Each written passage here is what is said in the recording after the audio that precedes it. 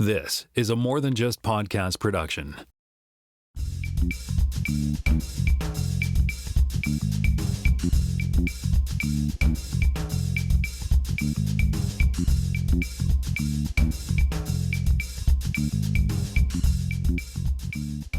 Hey everybody, welcome to episode 357 of the More Than Just Code podcast. My name is Timotro. I am in Toronto, Ontario. I'm joined for the first time by Kai Dombrowski in Vancouver, British Columbia. Hello. And I'm also joined by Malin Sundburg in Vancouver, British Columbia. Yeah. You got it out. So welcome to the show, guys. Yeah. We've been listening for quite some time. Yeah. So it's fun to actually be on the show now. Yeah. So I'm curious about that. So how long have you been listening to the show for? Since before Greg joined Apple, because he was still on the show back then. So I think Greg just had his 4th anniversary, so it's quite a while. Yeah. at least 4 years. Nice. That's And a good to little know. bit before he joined. It wasn't that. It was So perfect. I'm curious, how did you find out about the show? How did you discover it? Good question. Came to a conference in I think so. Australia. Yeah, I think he came to Playgrounds in Australia, in Melbourne. Oh, you met Greg on the In podcast. person. Okay, yeah. Yeah, and I think that's when I started listening. Could be, it's a little bit asking questions about what happened 4 years ago. It's not that easy. It's funny, Greg is he pretty much is the only person I trust with the controls of the podcast, right? So I was really sad when he went to Apple and he can't be on the show anymore, right? So I tease him about it because we see each other at least, once or twice a year. When he comes to Toronto to visit his family, he comes and has lunch with me, something. Or I go to California and I see him. So it's always good. Good friend. Did you go down to WWDC last year? I was in, I managed to get a ticket for 2019. Yeah, so I was there for that. And so it's funny, I was there in 2010 when Steve Jobs had the problem with the iPhone 4 and they couldn't get it to work, and he got upset and left and came back 15 minutes later. They cut that out of the video, of course, right?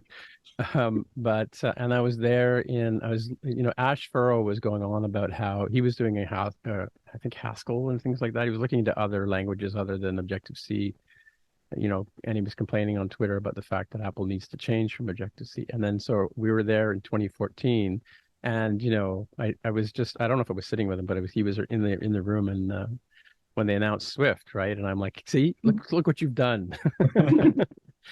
And then of course, unfortunately, I hate to say it out loud, but my 6th time going to WWDC was 2019 when they announced SwiftUI. So I've been there for sort of the major announcements of all the things, right? So it's been cool. Yeah, you Picked all the good ones. Yeah, well, wasn't on purpose, but maybe I'm a bad omen or something like that. I don't know. But yeah, because my wife and I before I was a developer, I was an Apple reseller, and we were invited down to Macworld in San Francisco, and it was 2007, and my wife and I are traveling there, and she says, like, what's the big announcement going to be this year? And I said, well, they're supposed to do something with a cell phone. I don't understand why. So famous last words, right? So my entire life has changed because of the iPhone. How about yours? Yeah, pretty impactful. Pretty impactful. So I know you guys got into, I think I heard Malin on a podcast earlier today. You got into Swift development initially, right? When you first started, or? Yes. Well, I studied computer science, and I did as I did have background in other languages. But when it came to iOS and the Apple ecosystem, then Swift was what I started. I think that was actually a lie on that episode. I think we actually started trying to learn Objective-C about 2 weeks before that. I think you started. Maybe I figured. Let's see how he's doing. Yeah. What year was that roughly? 2014. Yeah, the year Swift was announced, 2 weeks before that. I wanted to, because we have already programmed in other languages at that point. So I thought learning Objective-C now, or at least getting a little bit of an idea now, makes sense, because then when I watch WWDC, I can actually start trying to play around with new APIs. And then, of course, Swift was announced. Cool, throw the last two weeks out of the window and start from scratch with everyone else. Whereas for me, I felt like, wow, this is perfect. I jumped on that and I get a head start. But then I don't know if I mentioned on that episode, then I started working at a company that had an app on the App Store already. And of course, their product was already written and it was all in Objective-C. So I sort of had to like step back from Swift to Objective-C. And then we continued working on projects together. And I remember you commenting saying that since starting to work there, my Swift code became very Objective-C-like. Like the way I wrote the code was like Objective-C, but in Swift, we wrote things together. But it's also funny because for me, I started learning Objective-C, then Swift came out. I've never touched Objective-C since. And Malin thinking, why would you learn Objective-C now when Swift is out? Of course, our very first job required Objective-C. Yeah. It's interesting that's an interesting argument. I mean, like I've probably told this, people probably getting tired of hearing you say this, but I actually have a few apps on the App Store that are completely Objective-C. I have one that I just added dark mode and dynamic type, and recently, like within a year ago, and it's all Objective-C, and it's with manual memory management. Rather, I didn't even bother updating. I mean, like, because it's a hobby project. You're not going to spend a lot of time on it, right? So. But I took the challenge to update it. I always take the challenge to update it, but I thought it was fun to sort of try and do, update an Objective-C thing with stuff that Apple's currently doing. And it was inspired by this. I was interviewing last year for the accessibility team at Apple, and they were telling me, the interviewer was telling me that they still write a lot of their stuff in Objective-C. So yeah, no, it's nothing wrong with it. This is so much underlying code that's still going to be Objective-C, and I think I'm interested to see the timeline on like when everything will be completed this way. But especially at the size of Apple's software products, compile time matters a lot more than for us, right? We might complain, it's like, oh man, my Swift project took 20 seconds to compile, how annoying. But at Apple's size of products, right, if Xcode would be all Swift, they probably wouldn't be able to get builds out over the 90 builds would probably need at least a week. Yeah, I don't know. I mean, like it's kind of interesting thing because when you I mean recently going through refactor decisions, it's a question of can you afford the time? Is it how much work is involved? I mean, there's got to be a ton of thing. I mean, I still work in core data, right? And core data is very much Objective-C, right? Under the hood. In fact, it's even deeper than that. It's core, core, like all kinds of core stuff, right? So it's hard to sort of say, I think there's a lot of, I mean, maybe we'll answer this question for young developers listening to the show, but I hear this question a lot, like, what should I start with? And I think if you're doing a new project today, I think I probably would start with SwiftUI. That's what I tend to do myself. But I think that there's still a very, very strong argument to learn, a UI kit as well, right? What do you guys think about that? It is a tricky state, and I think my answer might change on a week-by-week basis. Sometimes hour by hour. Yeah. I mean, we are sort of fully immersed in SwiftUI. All the projects we're working on are SwiftUI, and we picked it up in like the fall of 2019, started building our Mac app Orbit in SwiftUI. So I feel like we know the ins and outs, and we know sort of the pain points of it, so we can work around it now. But I think if you would be completely new to it, there's a lot of sort of quirkiness that you could benefit. Like it's beneficial if you know a bit more about UI kit and more about like a little bit more of the history of the platform in order to fix those problems. Yeah, but also knowing, because SwiftUI is getting a lot more customizable in the last few years, right? A lot more flexible for you to do what you want to do, and also a lot of bugs being fixed. But if you don't have UIKit or AppKit experience, you might not realize that certain behaviors that SwiftUI gives you out of the box are actually quite unexpected. Like my simple example is always if you have a scroll view and a tab view, on your phone, and you scroll to the middle of the scroll view, you tap the tab item, you would expect it to scroll back to the top, right? It's a gesture that's been there I think since iPhone OS 1, 2, Yeah, it's for a pretty. very We're long talking, time. we're talking about tapping on on top of the screen so that the. No, when you have a tab bar and you tap the same tab that's selected. So basically, the okay. pop to root behavior. Yeah, first pop to root if you're in a navigation hierarchy, and then you tap it again and you scroll to the top. The scroll view. Okay, right. That you just get for free with UIKit. There's nothing you have to do. In SwiftUI, you do not. So it's often Right, yeah. easy test. Is this a SwiftUI app? You just tap the tap item and see if anything happens. And if nothing happens, it's a SwiftUI app.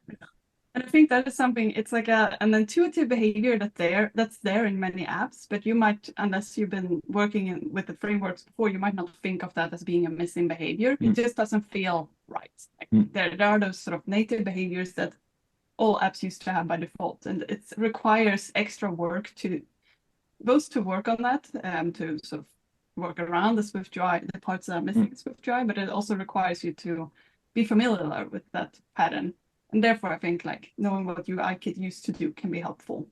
But at the same time, it would be hard for me to recommend someone to go through the efforts of auto layout or even just, there are a lot of UIKit get more complex too. A lot of the configuration-based APIs, they take quite some time to get your head around if you're just getting started, or even button configurations, right? They're not trivial. There's a lot of parts you have to learn before you can use even the brand new UIKit APIs. So I don't know. Or if you would go back to using storyboards, since using SwiftUI layout, it's just the constraint-based layout just doesn't feel intuitive anymore. So yeah, when did it ever feel intuitive, right? So yeah, like I mean, I don't miss auto layout at all. I mean, like you know, it was a pain in the butt when it started. It got really janky. You kind of learned it, and then they changed it, and then they fixed it, and that works okay. But I am like, when it comes to SwiftUI, I'm glad I don't have to worry about auto layout anymore. Yeah. What would you recommend? Would you tell people like going all in SwiftUI, don't worry about the old ones? It's interesting because I do know, like, you know, in the case of it, like, you know, what Malin discovered and I discovered too, is a lot of, I mean, the company I'm working at now is completely, there's no Objective-C at all, which is great. But although we use core data, but where I was working before, I was working at a bank, and a very large percentage of the code base is Objective-C, and but I mean, like, all the new work is being done in Swift. They haven't really moved to SwiftUI yet, as far as I know. But so I would, you know, even if you're a Swift developer, I always tell people to go there's a few courses around that are like Objective-C for Swift developers, just so you get, you know, a little bit of an idea what it's all about. I mean, because it is a very different kind of structure with the, you know, square brackets. And I remember when I was first trying to learn it, coming from web development to iOS, it was very challenging to really understand what I was doing, you know, what was going on, right? So I don't know. Storyboards are, I mean, individually, if you're working on an app by yourself, storyboards are fine. But if you're working in a group, they can be problematic. They can take a long time to load. They can take a long time to render in Xcode, you know, so they can be a pain in the butt. Good luck once you have merge conflicts. Yeah, but have you ever tried to write a button in like programmatically? Like it's like, you know, a button is you drag it on the screen and you hook up an action, you're done, right?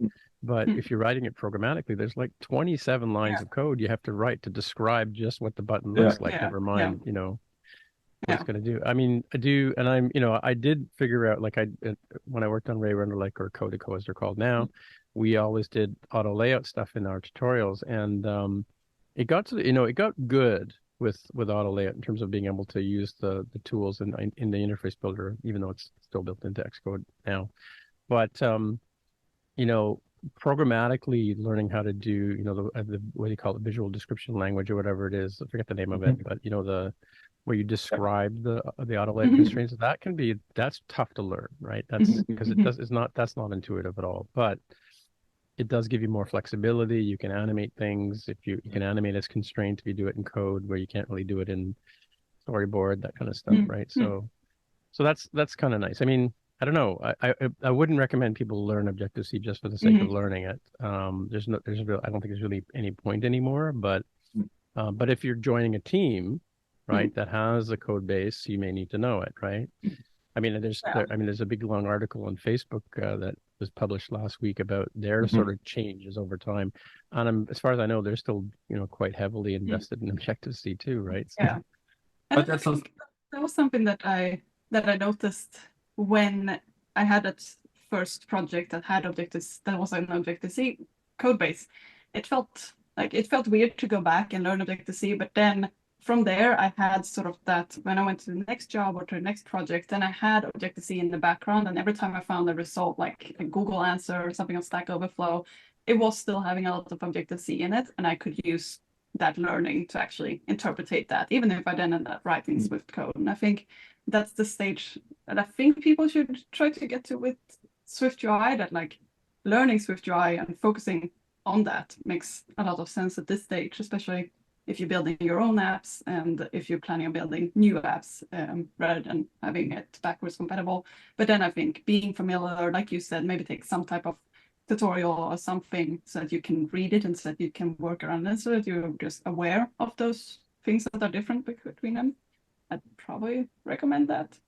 But it's also kind of fun. You now have a good opportunity. If you're a fairly young developer, you might have only worked in Swift for about a year, you can join Apple today, and in some teams, you would have the most Swift experience in the entire team. You could be the expert just by working at Apple. So that's kind of cool, right? That Apple's now making the switch to use more Swift. So there's a lot of opportunity to actually help people that have been working with Apple platforms for decades to teach them a few new things. So that's kind of fun. Yeah, I mean, the one thing I can say about we talk about how buggy Swift UI is, it doesn't work with the navigation stack. There's this whole scroll view problem, which you talked about.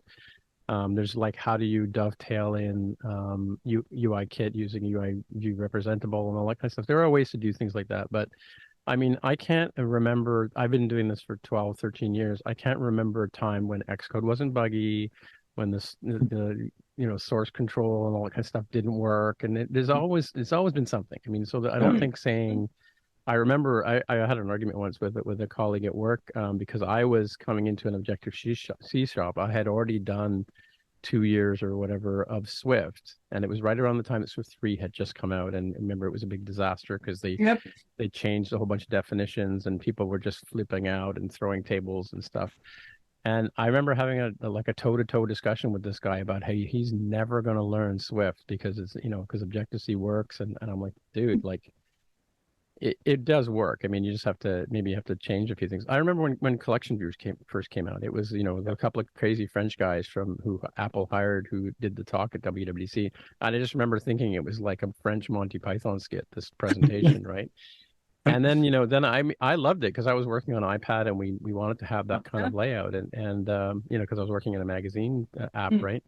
And it was a perfect analogy for what we wanted to lay out on the screen, but it was a pain in the butt to learn. Like it was really, really tough to sort of figure out, the whole, and it was super buggy.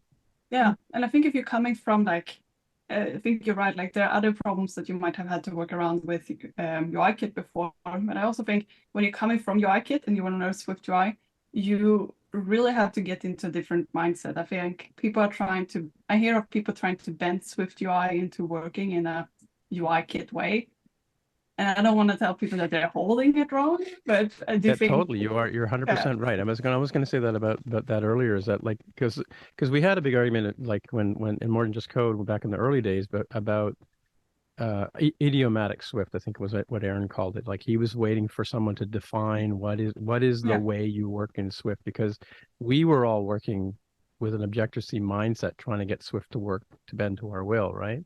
And it's just a different language, right? And the same thing with SwiftUI. I think the problem right now is I don't think there really is an idiomatic SwiftUI. I mean, there is. I mean, in terms of what Apple's presenting, and it's almost like I think people have a perception that SwiftUI is still for novelty apps. Like it's not really meant for the hardcore. I think which is kind of cool because I mean obviously you two guys are the people to talk to about that, because I think you did Orbit is if I'm not mistaken SwiftUI, and I was going to ask you guys how's the weather in Vancouver as my joke to end the show, but when we didn't have a chance to go out because we were just jumping from one thing to another, and it was the first clear, nice, beautiful day we've had in weeks. Is the sky gray or blue? It's actually blue. It's actually blue, but it's like the majority of sky is blue, not just like a whole. It's good.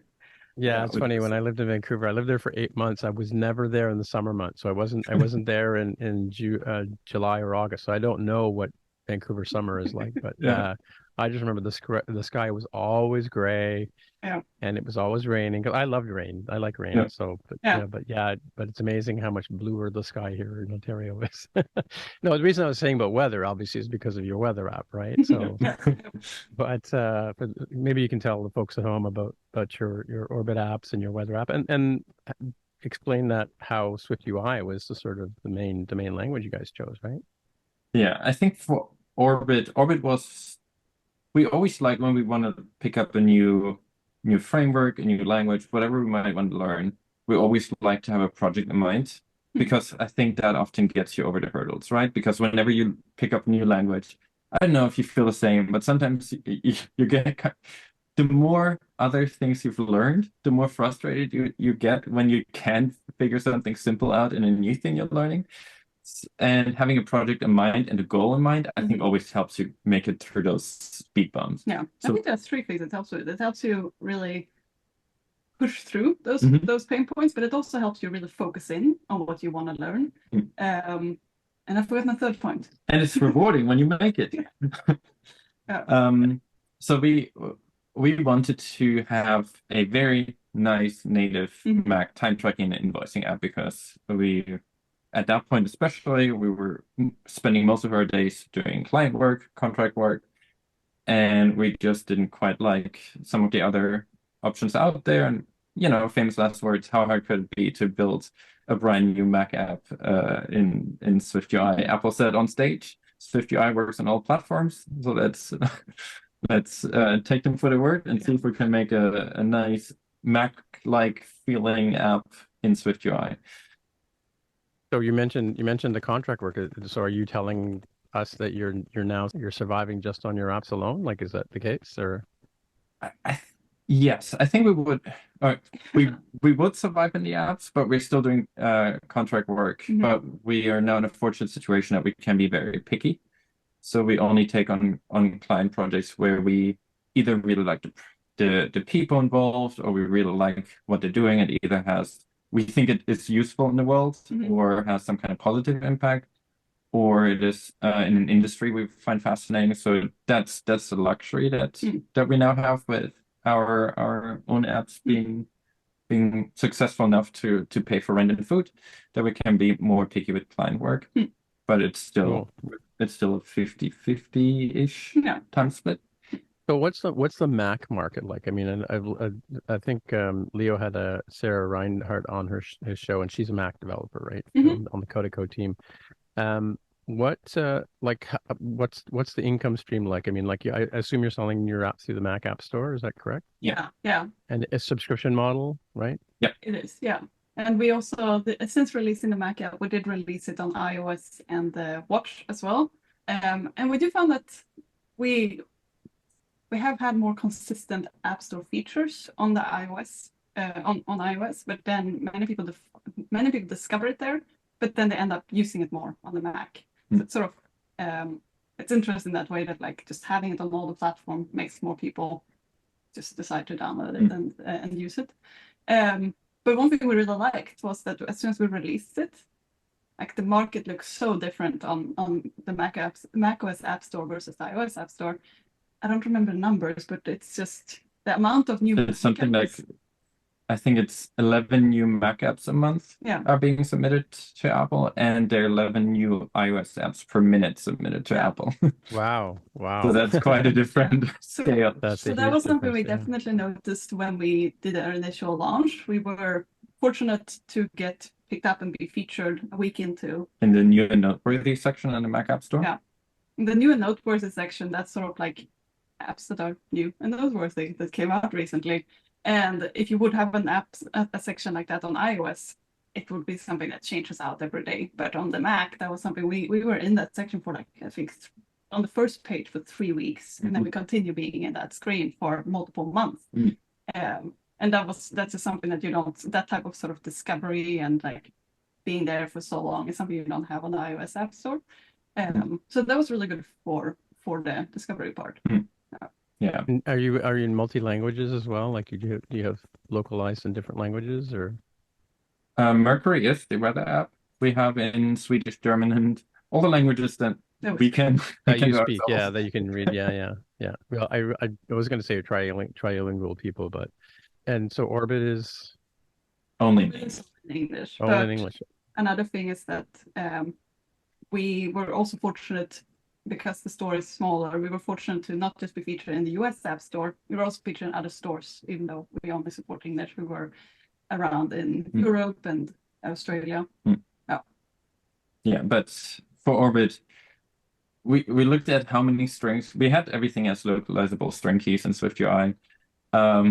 We looked how many strings we would have to localize, and then we decided to hold off until we no longer making major UI changes, because especially for a time tracking invoicing app, you wouldn't. I mean, maybe you would, but for us, we're like, how many strings can it be? And it was like an order of magnitude more than Mercury easily. And there's so many very specific words that are like related to taxes and rounding of invoices and rounding of time entries and specific verbiage about clients that, despite us, Malin grew up in Sweden, I grew up in Germany. I don't know. I have no idea what those terms are. Yeah, most of our career we spent outside of our countries of origin. Yeah. So a lot of those words we just didn't know. We were like, all right. Well, so I mean, I can give you a suggestion. I mean, you can take this with a grain of salt if you like, but I mean, like I found a service early in the day called We Can Localize, and so my app was written for IT professionals, right? So I didn't want words translated into Chinese, into Italian and French and whatever. That didn't make sense. So they put me in touch with translators who are in that particular, they understood the terms I was talking about. So, and occasionally a translator would say, what does this mean? Like, like what, take a term that's like specific to computers, kind of thing. Like keyboard could mean a different thing. It can be like the thing on your typewriter. It can mean the thing you play music with, but they knew the right word to use for a term like that. And so it was a relatively inexpensive and painless thing. And then any updates I've ever done, I just use Google Translate or something like that to do the updates. And I know how to say bug fixes and other things in like multiple languages, thanks to Google, right? But and it was a relatively inexpensive thing.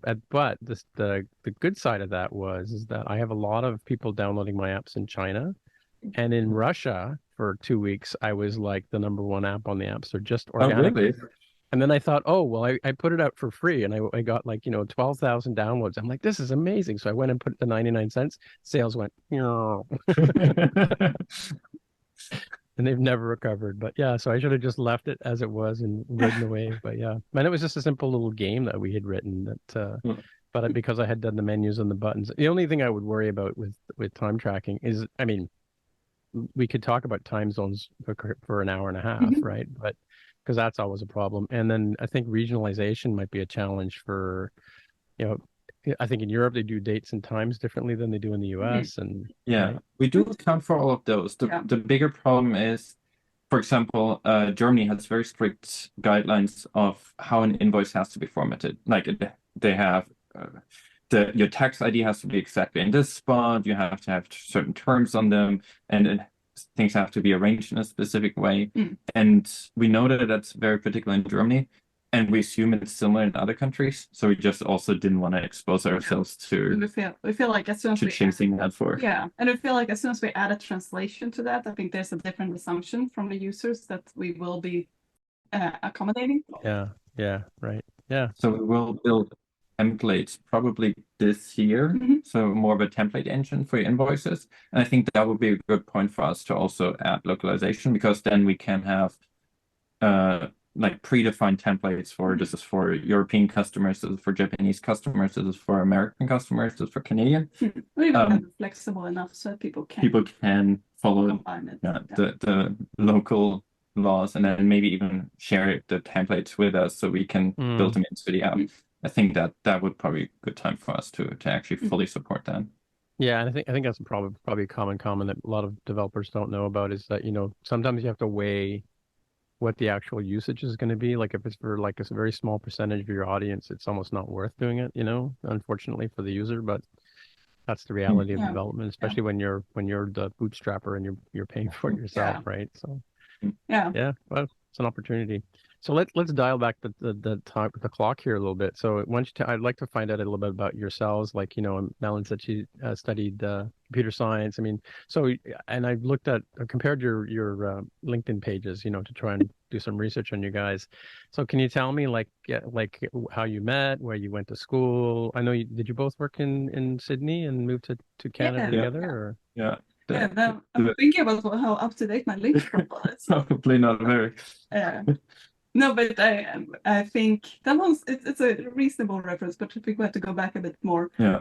So we met when we were like, in high school.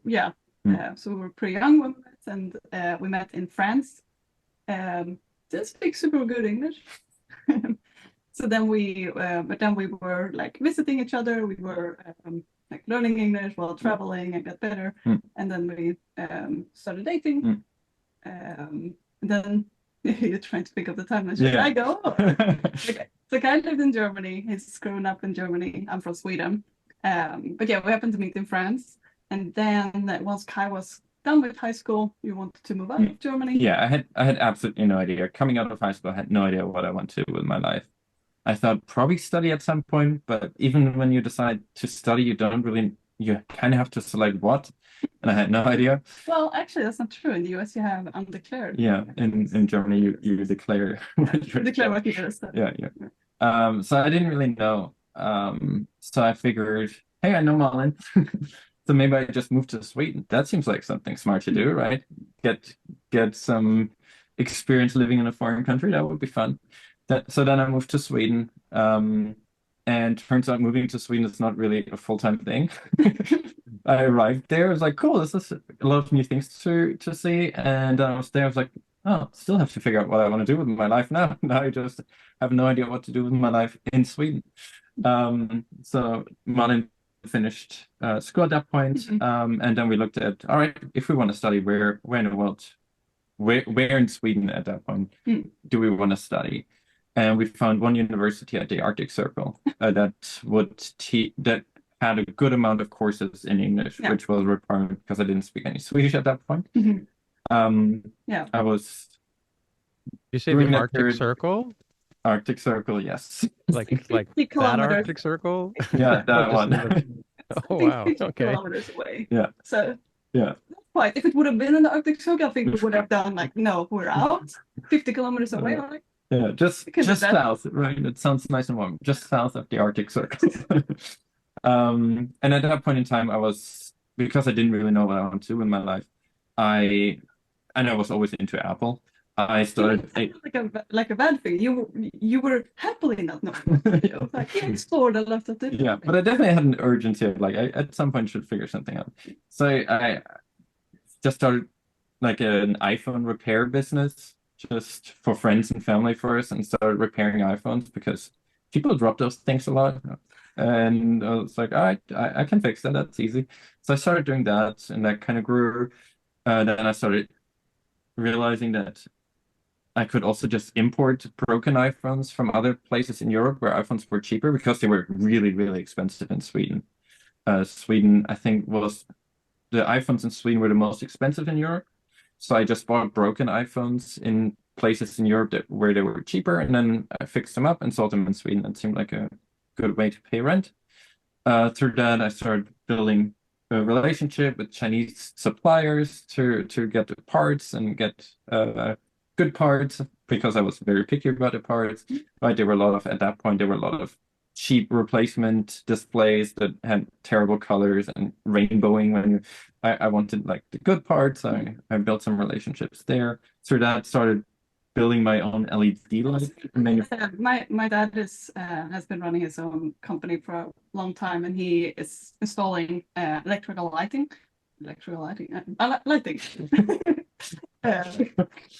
He's installing lighting fixtures. And then he was like, when Kai started talking about this, he was like, So do they make lamps too, and then use them? Yeah, look into that, and then it turned into a little bit of a partnership. So if you ever in Stockholm and you go through any of the tunnels, Stockholm has a lot of tunnels, there's a good chance that the reason you can see in that tunnel is because of the LED lights that we produce in China. Huh? Cool. Yeah, so that was a weird part of my career. So then I thought, all right, so obviously I should study business, right? I kind of run a business there, so I guess studying business makes sense for someone who has no idea what to study. Yeah.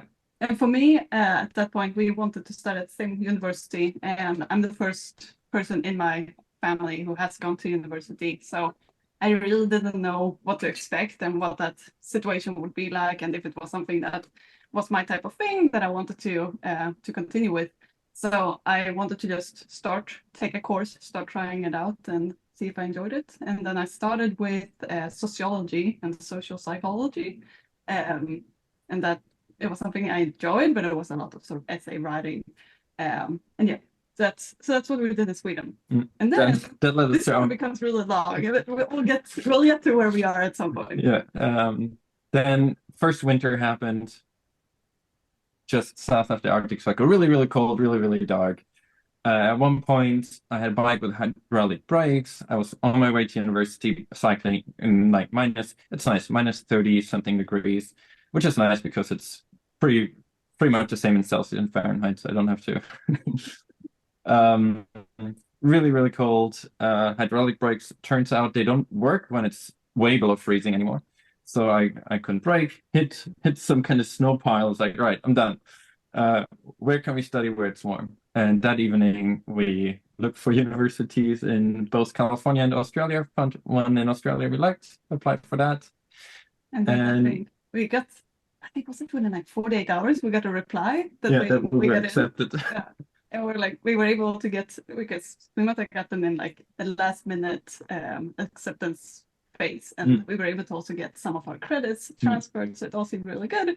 So like, okay, let's just go. And then we left and moved to Australia to escape the cold. Yeah. Where did you move? You moved to Sydney in Australia, right? No, we moved to Perth on the west coast. Oh, you went to Perth, which is like you have to fly to Sydney. Like, first of all, like I just wanted for geography lesson here for everybody. I just want to share my maps app here because I was looking up Sweden. Okay, so you see up here, this is the Arctic Circle where I've got my cursor. And so I guess you guys are here in Stockholm. Is that where you were? Or? That's where I grew up. And then if you go further up to like a small thing that sticks out. Kind of where it gets tighter between Sweden and Finland. That's pretty much where our university was. Keep going north, keep going north. North? Okay. Yeah, a little bit further north. There. All right, now it's in the bottom right of your corner. Yeah, that's the one. Okay, cool. Right here. Cool. Yeah. And then so what I was going to say was I know that we have some relatives in. Let me just go to Sydney here, because we have some relatives in Perth, and I know that you fly to Sydney and then you take another 2-hour flight to Perth, right? From Europe we flew through Qatar to Perth. So we went the other way around the world. Yeah, but if you go you went the other way around the world, yeah. Yeah, and then you go all the way to the west, and there's Perth. So there's Perth down there, right? Yeah. Who builds these apps? This must be a Catalyst app, I tell you, eh? There you go. Okay, that's for our viewers at home. Yeah. Cool. Yeah. So yeah, that's where we moved for studying. It's cheaper on the west coast than it was on the east coast. Also, I like the west coast. I think while studying, having like so much outdoor space, being able to go to the beach, go and do sports and those type of things is good. But it is one of the most remote cities in the world. It's if you look at the map, there's Perth, and then there's essentially nothing in any direction. Yeah, like there is stuff, but there's no one living at that stuff. It's right, yeah, a lot of emptiness. Yeah. So then once we then, as part of our education, we did it. Then both of us realized when we were in Australia, we were able to take general electives. So we were able to take courses that were not part of our major. So then we both tried out computer science, and we ended up both really liking it. And immediately switched. That's how we ended up switching, and that's how we ended up going ahead and studying computer science. Yeah. And then once we were done with that, that's when we moved to Sydney, because Sydney was definitely the more interesting tech city in Australia. Perth is not the most. I mean, there are some tech people, and they actually have a pretty nice iOS community, but it definitely feels a bit smaller. Great people, but very small. And we were in a mindset of like, hey, we want to go to a bigger tech place where, you know, where there are other people to talk to about technology. We were really into it. That's essentially what we want to spend most of our days with. And also only a 14-hour flight to Dub versus a 24-hour flight to Dub. Yeah. Right. Cool. And so just before we wrap up this section, like what's your sort of history with computers or technology in general? Like when did you first ever see computers, or when did you first get into them other than computer science or the internet or email and things? So I had like a family computer as I was growing up, but my brother broke it a lot. So I didn't have like a positive experience, I guess. I was a bit sort of worried of like playing around with it too much. I didn't want to do that too much. So I was also like, I had a lot of hobbies that were more related to arts and crafts and doing stuff with my hands. So that was something that I was very much like full in on doing my like when I was growing up and in school. I went to schools that in general, Swedish schools are very focused on the creative fields. But I specifically went to one where I took even extra art classes and those type of things. So yeah, I was very much focused on that. Not that much computers at that point. When Kai and I met, that was the first time I got to use a Mac. And that's when I started feeling that I was actually feeling like at home on my computer. So it was pretty late, I think, compared to many other people. But yeah, that's when I was. So it wasn't that you weren't into computers, you just really couldn't stand Windows. Yes. Turns out. Yeah. But yeah, since then I was just like, then I got a lot more into tech in general and a lot more comfortable with tech. But then I think like computer science was just nothing I had been exposed to, and like programming was very like studying at the university was very foreign to me, but like working with computers and doing that was even more foreign to me. So I think for me, just having to like, it was super helpful to see Kai took the computer science the year before me, that class he took before me, and I just saw some of his homeworks, and I think that was when it actually clicked to me what computer science is.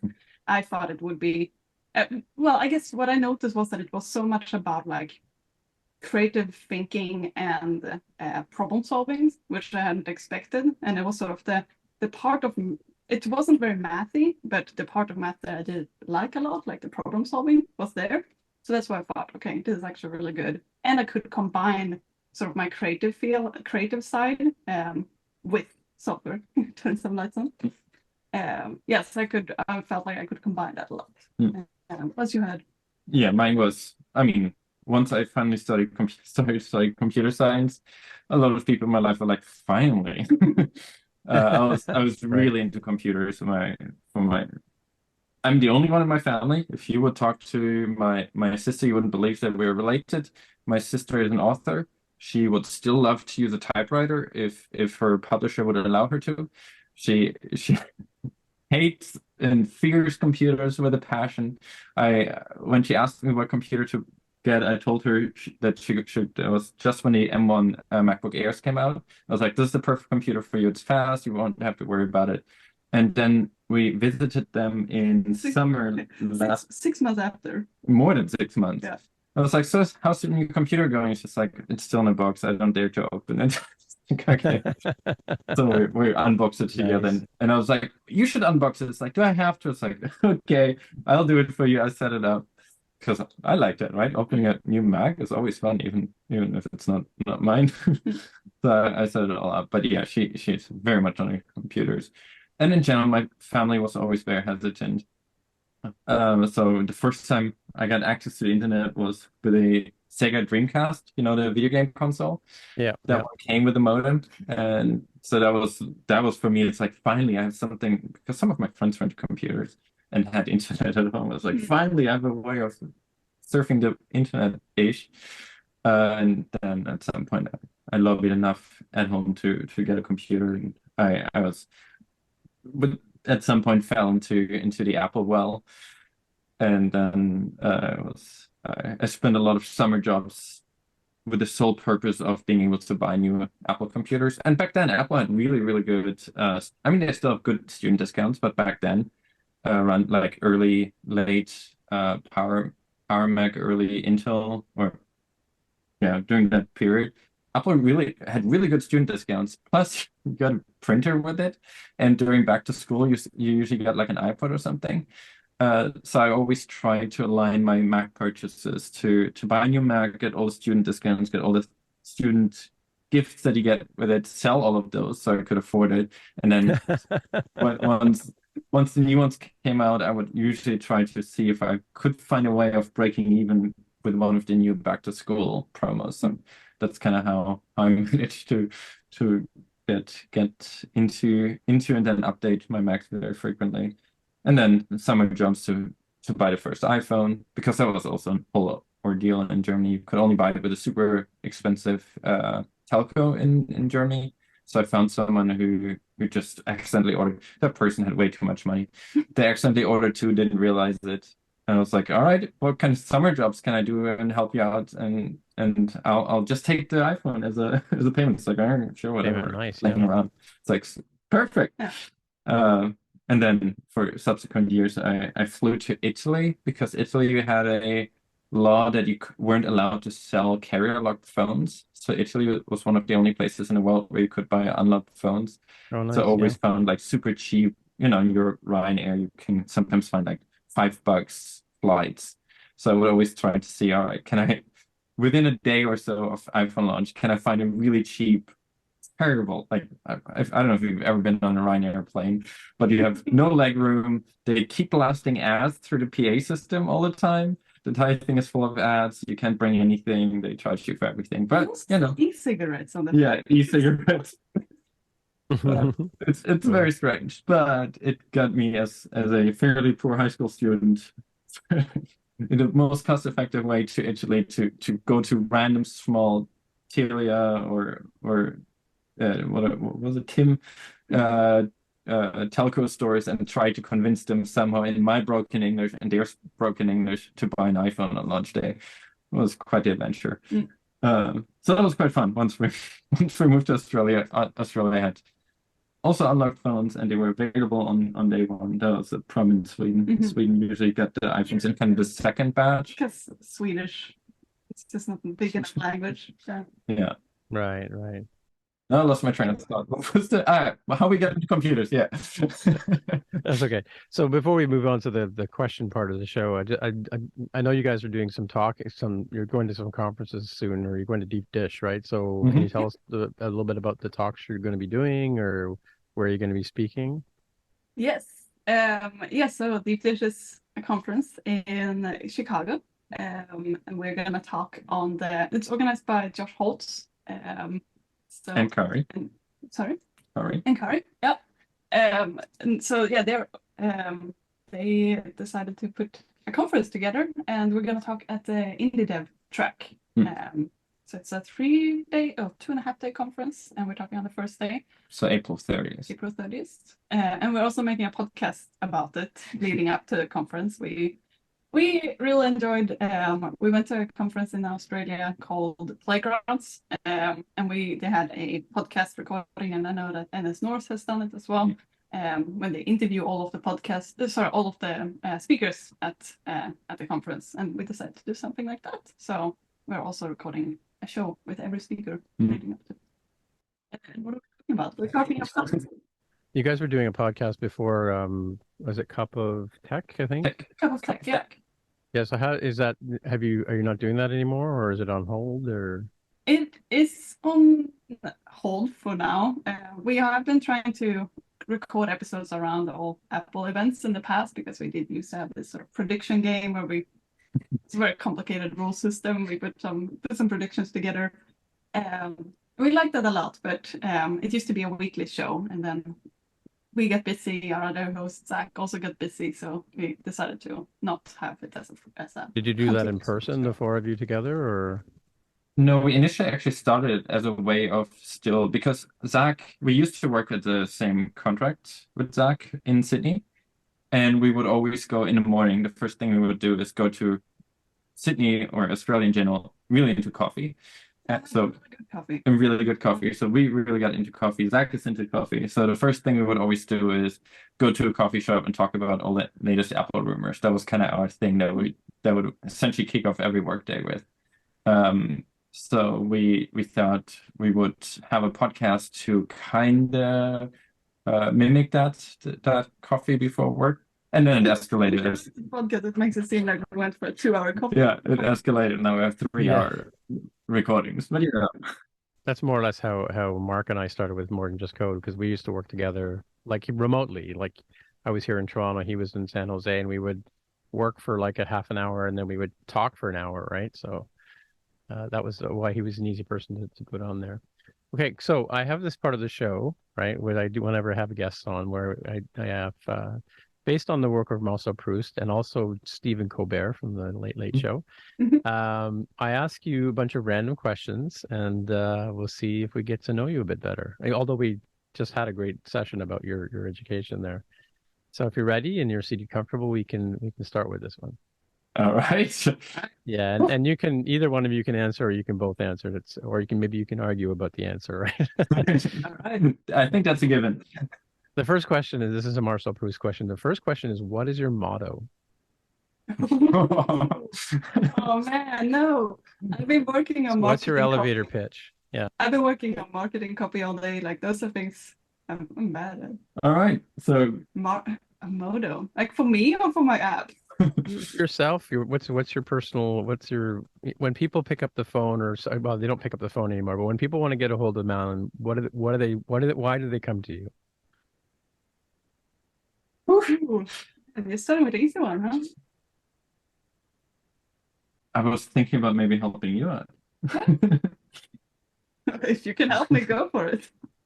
I think in general, for Malin, it is, if someone would come to Malin for something, I reword the question a little bit, it would be because they have a fairly tricky technical challenge that they want solved, but they want it to be solved in a way, or help them being solved in a way, aesthetically pleasing and a kind of friendly way of approaching a challenging problem.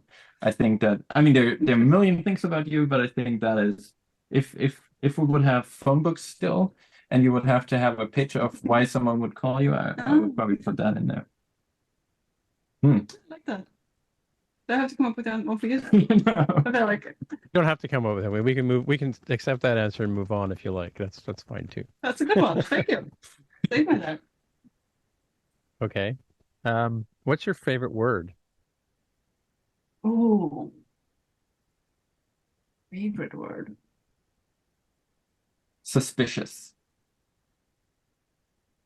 I quite like awkward because it's spelled very awkwardly. Yeah, it's like onomatopoeia, right? Yeah. So, but why suspicious? What do you like about suspicious? Good question. How it feels when you say it? Is it I think it has a good. I think it has a good has a good ring to it. I do like your answer better. Awkward is really fun because it's an awkward word to spell. That means it's awkward. Suspicious just always had a, I don't know. Maybe it's my excuse is, as English as a foreign language, you just sometimes have words that you find hard to spell and you build yourself weird bridges. And suspicious was one of those. I was like, yeah, kind of like that word now. One question I always want to ask people who speak multiple languages: when you think, what language are you thinking in? This is not this. I'm just making this question up. Yeah, no, it's a question I've been asked multiple times. I wouldn't necessarily say that I think in a language yet, and especially not a single language. It's pretty much like whatever gets me there the fastest. So it can be a mix between languages, or it can be images and feelings. Like I think more abstract than words. Especially for me, I'm now at, like, I would say I speak 3 languages. I've learned others in school, but those don't count. But I do speak Swedish, I do speak German, I do speak English. I think when I moved to Sweden, I was definitely translating more. When I tried to say something in Swedish, I was thinking about the sentence in German and then trying to translate it to Swedish and then say the thing. When we moved to Australia, I think that turned into a new layer of abstraction. It's kind of an intermediate language that's not any of those three, and it's more of a, when you think about a worm sitting at a beach and it's a warm summer evening at the beach and you're watching a sunset, right? If you think of that feeling, you wouldn't think of that in those words. You wouldn't describe the scenery. You kind of you can very quickly imagine the feeling, but it's hard to put in words. And I think that is a good layer of forming thoughts, and then you can from there parse it into any of the languages that you want to express yourself in. That sounds kind of weird, but I think that's much more elegant than the way I described it. Yeah, I think for me it's kind of like protocols in that, if I'm speaking to somebody who's Spanish or somebody who's French, my brain is working in English, but I know this is the expression and this is the grammar you use when you're putting the sentence together, kind of thing, right? So same thing when you're Latin, you always put the subject at the end of the sentence. I just remember that from grade 7. I haven't really spoken much Latin since then, but for some reason, math, 100% I always do in German. It's true. Every time I count something, like I do any calculation in my head, I do it in Swedish because I think it's just I was so ingrained learning it in one language. Yeah, I also do like the way you count in German. In English, if you're in the 20s, you say 21, 22, 23. So the changing number goes to the end. In German, you would switch it around. You say 120, 220, 320. And I found that a lot easier to count if you focus only on that you focus first on the significant number that's changing, and then you just know which kind of grouping you're in, if you're in the 10s, 20s, 30s, 40s. I see that argument, but German is just much longer. You would count a lot slower. Not a lot of people complain about my counting speed, so I think I'm okay on that one. You just say it faster. So, I mean, this is a great question for you guys because you've lived many places, but where would you most like to live? I think that question changes a lot depending on which part of the Vancouver season you ask us that. I think right now we just spent a bunch of time in Southern California, in Encinitas in particular. So right now I would say if you would force me to move, if you would force me and to take care of all the legalities and everything related to it, right now I would probably pick Encinitas. It's a very nice beach town, very friendly people. It's warm all year round.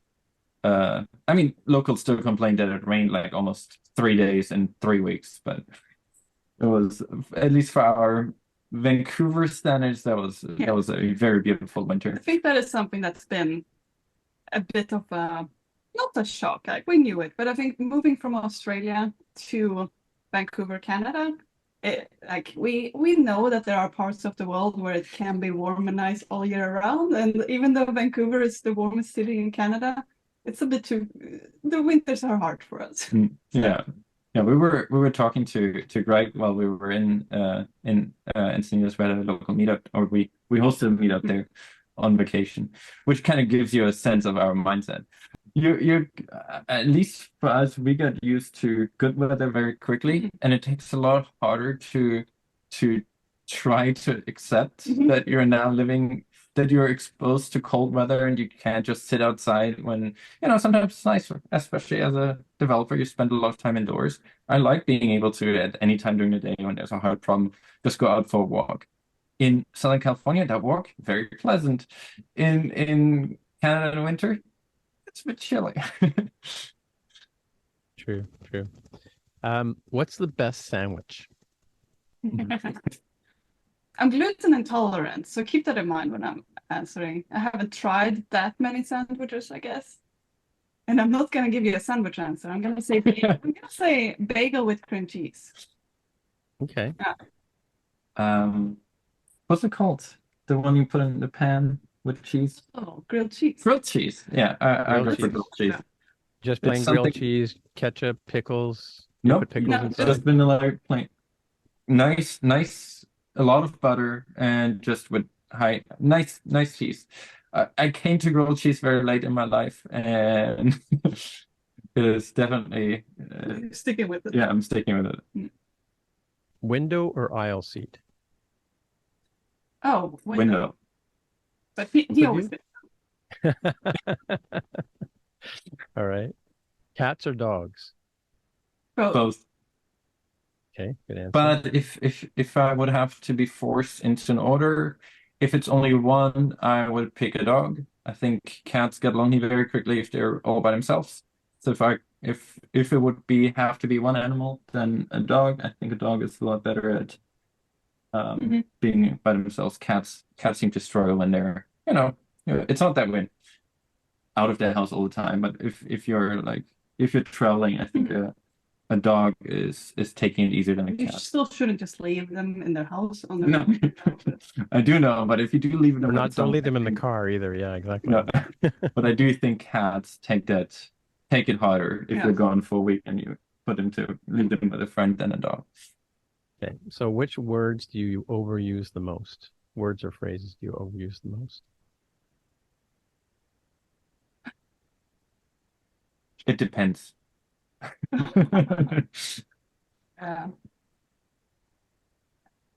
I stick with it depends. Sometimes that's the word you say. It depends. Yeah, the phrase. It depends. It depends. Yeah. I don't think the answer to everything. It's the answer to everything, though. It's a great word. It's a great utilitarian sentence, right? And it is the standard software developer question. If there's how difficult is it to implement this?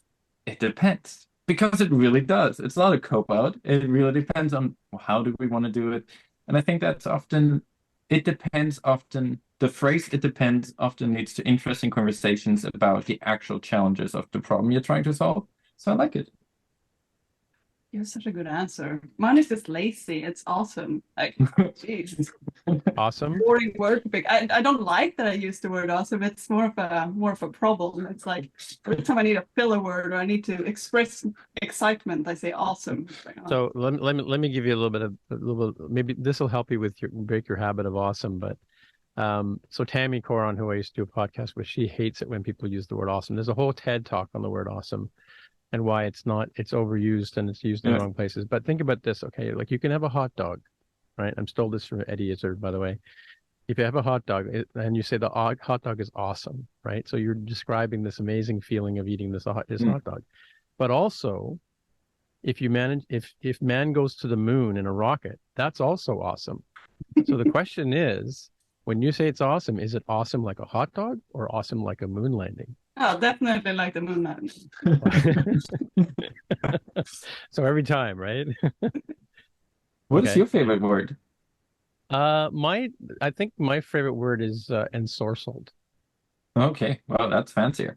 Yeah, when my wife does word crosswords all the time, and machination is another one that I like to use. That's when somebody manipulates a situation like a machine kind of thing. Mm-hmm. But ensorcelled is like what a witch does to you. A witch hypnotizes you. The ensorcel, in case people didn't know, just explaining.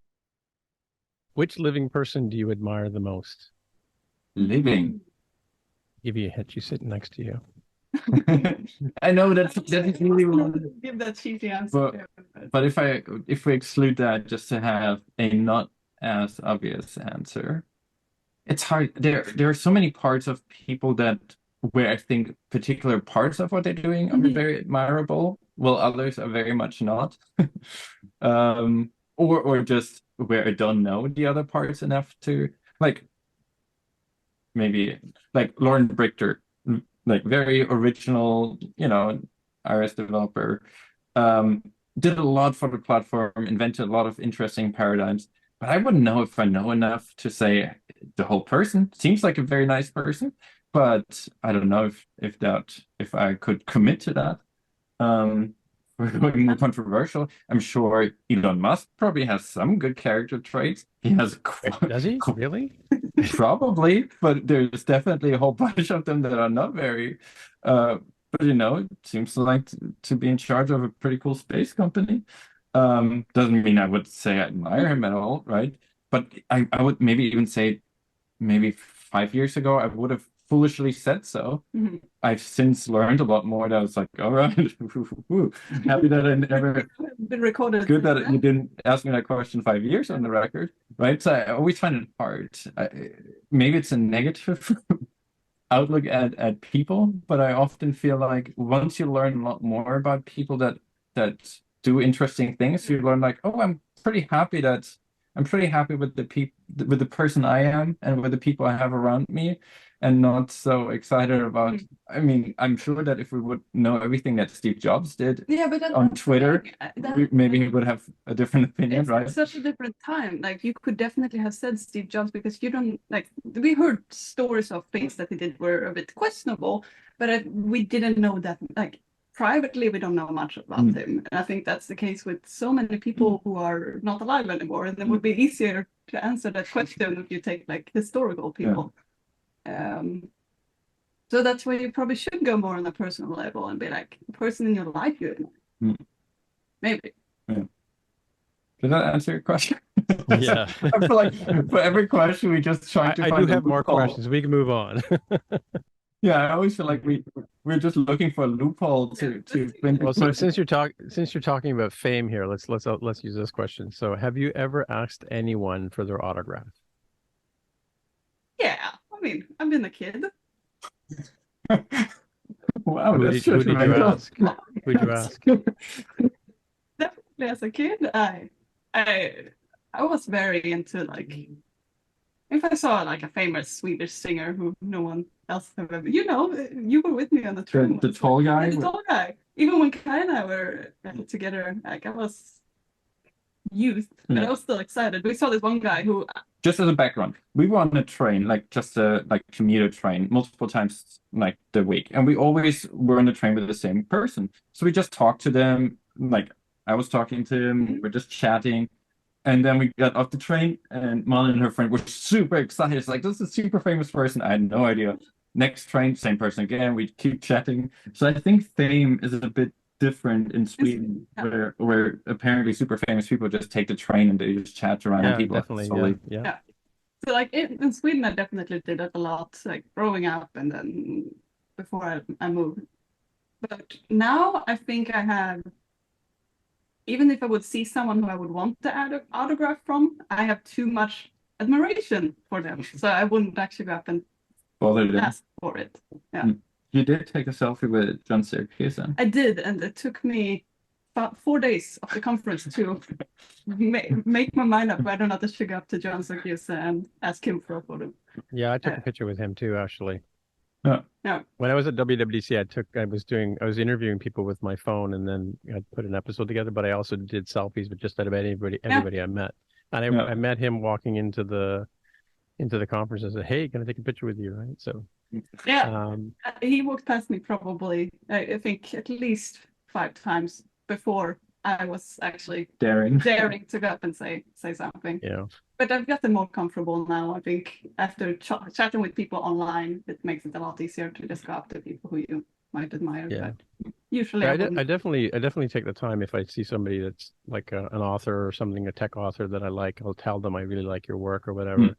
But I have some pretty cool autographs. I have a picture, like a schematic of the Apple I computer signed by Wozniak in my bathroom.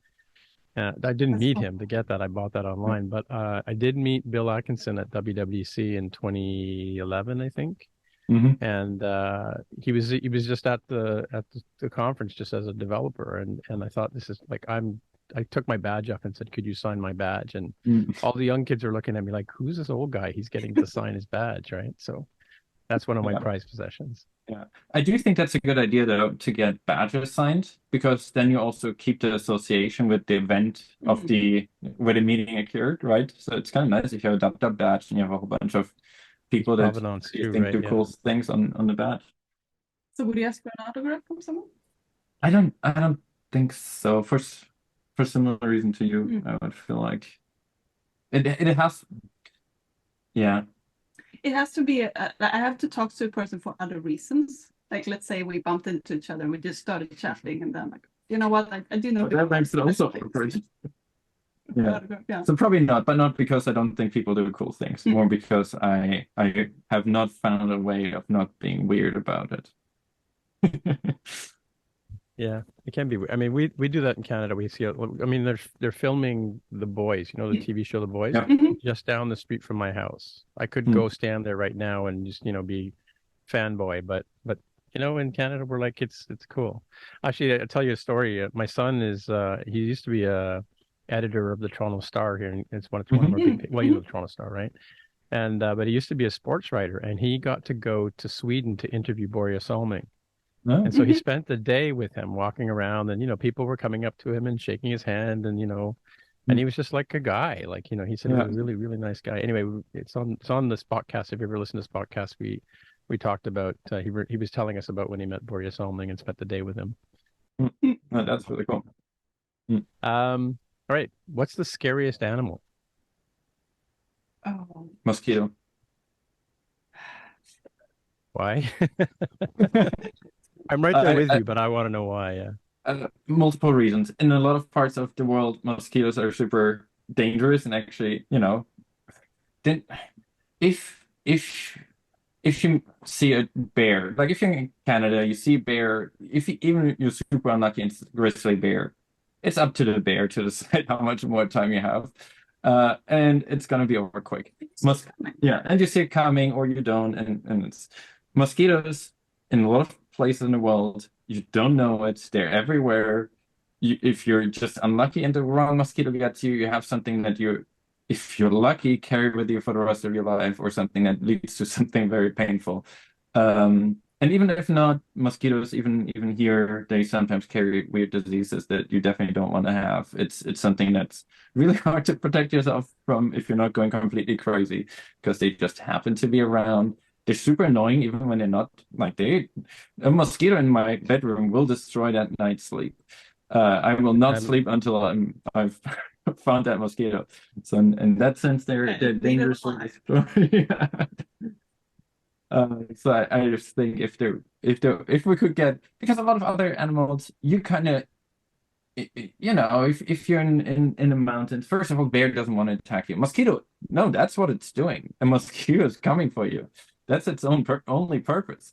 A bear doesn't really want to attack you. It's more of a defense, or you're scaring it, or you're kind of getting too close to its cubs. Same for sharks. Sharks don't want to eat you, right? A lot of people might be scared about sharks. They don't want to. They rather not be close to you. I mean, they're scary, right? If you would say, what animal do you want to be in a fight with?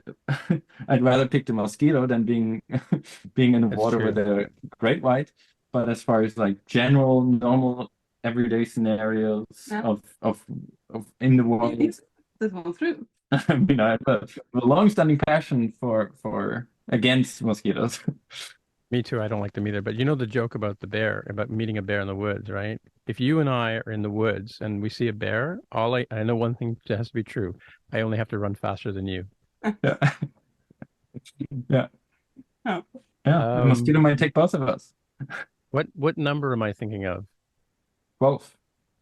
7. No. Well, you were close. I was thinking of 27 that time.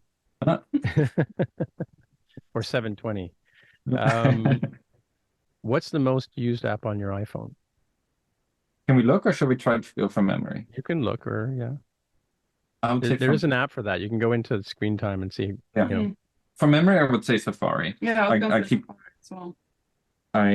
It's probably also something could be an app I'm working on at the moment as well, because I do device testing. Let's see. Is it an about? No. System preferences. Yep, most used Safari by quite a lot, followed by Overcast. You go to settings and to screen time. Yeah. And then to see all activity. All activity, right? Oh my God. Slack. Well, we use Slack at work, right? So yeah. Yeah, Slack, then Safari, then Messages, then YouTube. I don't know what that says about me, but I spent more time on daringfireball.net than on Slack. Man, yeah, mine is Slack too. And then Clock. Clock? And what? Clock app? Oh, you were timing ad reads. Is this for today? Yeah. I think that is. It's like for that long though. Yeah, this is for the day. Okay, yeah. Week. Okay. Week, yeah, as I said, it's one of the projects I'm working on, and then it's Overcast, and then Slack. Cool. But yeah, that makes sense. I timed myself. Okay, how about this one? Describe the rest of your life in 5 words. Awesome. One. Now use it in a sentence. It depends on Mercury's success. That's good. You have my favorite word in there. Oh, phrase in there too. Yeah. Okay, so what's your favorite action movie? I don't know when the last time was I watched an action movie. Probably Die Hard. I think that's one that we both like. I heard Die Hard. It's an action movie? Yeah, of course. Man, this is more offensive than all the other things you said. Could be a thriller. Yeah, Okay. Die Hard.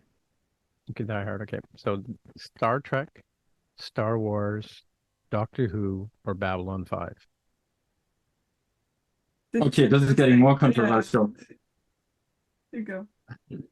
For some reason, despite being real into sci-fi, you picked 5 there that we've all not had a lot of experience with. We've watched barely Star Trek, but not because we don't like it, just because it's been on our backlog since forever. We only recently, a friend of ours finally got. Last year, we finished watching all Star Wars movies. We've never watched Star Wars before then.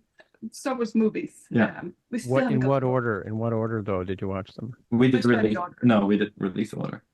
Should No, release. Sorry, yeah. Not chronological, That's but the correct order to release. watch them in, by the way. Just Yeah. in my So we watched them all in release order. We actually recorded a podcast about it, but it's still not it's still not edited. But yeah, so only very recently got into Star Wars. I really liked it since played like Star Wars video games and started watching Rogue One last night actually.